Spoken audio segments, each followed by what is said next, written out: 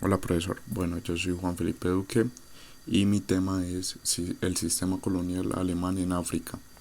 De antemano quisiera ofrecerle unas disculpas por mi bajo nivel de preocupación frente a este proyecto, pero ya para los próximos proyectos en el futuro le prometo mi compromiso y una buena actitud. Sin más, pues comencemos esta exposición. Bueno, el itinerario de esta exposición se basa primero que todo en, en los principales elementos históricos de la Constitución alemana en África. Como segundo tema tenemos la organización administrativa de la colonia alemana en África y como tercero tenemos expansión comercial del Segundo Reich por África, la compañía Wehrmann. Y ya el cuarto y el quinto son las conclusiones y las referencias.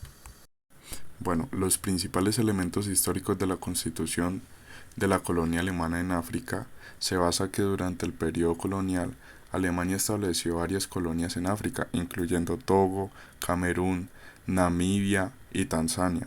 Cada una de estas colonias tenía su propia constitución, aunque todas ellas compartían algunos elementos históricos comunes, entre ellos destacan autoridad colonial, derechos de los colonos, el sistema judicial, la administración colonial y la explotación económica.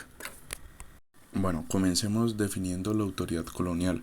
La Constitución establecía que la autoridad colonial era la máxima autoridad en la colonia y tenía un poder absoluto sobre el territorio y la población.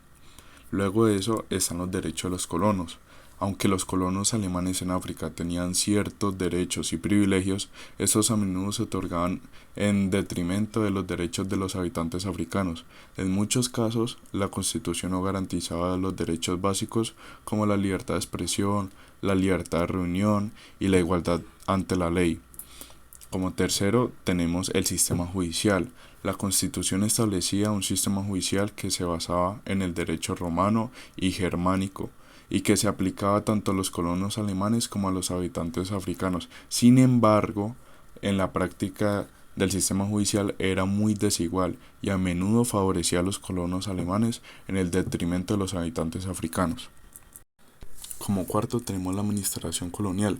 La constitución establecía que la colonia era administrada por un gobernador designado por el gobierno alemán y que tenía autoridad sobre todas las cuestiones administrativas, incluyendo la gestión de la economía y la infraestructura. Y por último tenemos la explotación económica. La colonia alemana en África se estableció principalmente para explotar los recursos naturales de la región, incluyendo el marfil, el caucho y los minerales preciosos que tenía África en su momento, o que sigue teniendo. La Constitución establecía las condiciones bajo las cuales se permitía la explotación económica y cómo se distribuían los beneficios. La organización administrativa de la colonia alemana en África se basaba en cada territorio, pero en cada territorio había formas diferentes de organizarse. Pero en general se puede identificar con una estructura en la mayoría de ellas. Primero, el gobernador. Cada colonia alemana en África estaba gobernada por un gobernador que era nombrado por el gobierno alemán. El gobernador tenía altos poderes y autoridad sobre la colonia y sus habitantes. Además, el gobernador también es responsable de la administración del territorio, incluyendo la gestión de la economía y la infraestructura. La segundo es la administración territorial. La colonia alemana en África se dividía en regiones administrativas y cada una de las cuales era dirigida por un oficial de distrito o Versitaman. Estos oficiales eran responsables de la administración local y mantenían la ley y el orden en su región. Como tercero es el Consejo Colonial.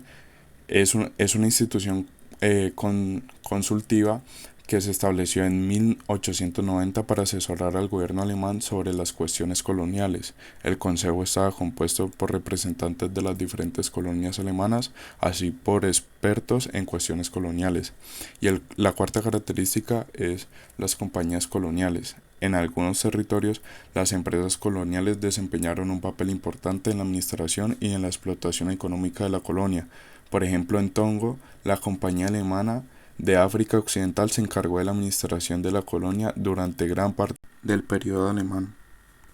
La actividad comercial alemana en la zona era predominante y su ferocidad buscaba nuevos mercados y se dejó sentir hasta las colonias francesas.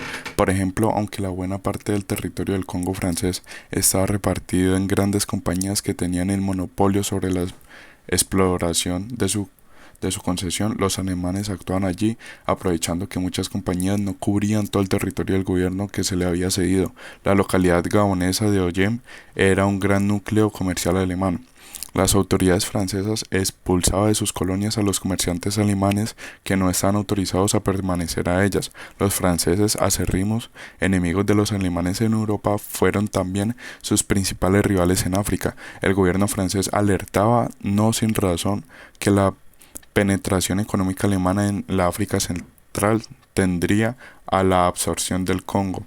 Por otra parte, la aplicación de Camerún se concebía como el preludio de la absorción del Congo francés. La compañía Waterman, muy potente en África Central, tenía mucha influencia en el departamento colonial de la administración alemana. Bueno, en conclusión, primero tenemos que la constitución de la colonia alemana en África refleja una actitud imperialista de Alemania y establecía un sistema de gobierno que otorgaba el poder absoluto a la autoridad colonial y este se centra en la explotación económica de la región. Los derechos de los habitantes africanos no eran una preocupación importante en la constitución y a menudo eran violados en la práctica. Como segundo, tenemos que la organización administrativa de la colonia alemana en África tenía como objetivo principal maximizar la explotación económica del territorio y de los recursos. El poder y la autoridad se concentrarán en el gobernador y en los oficiales del distrito, mientras que los habitantes africanos tenían muy poca participación en la administración de su propio territorio. Y por último tenemos la expansión comercial del Segundo Reich por África, liderada por compañías comerciales alemanas como la compañía de Waterman.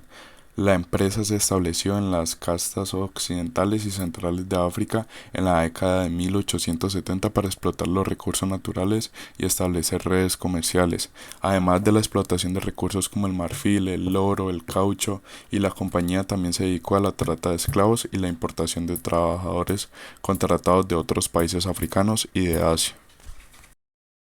Listo, profe, eso sería todo y aquí presento mis referencias que utilicé para este proyecto.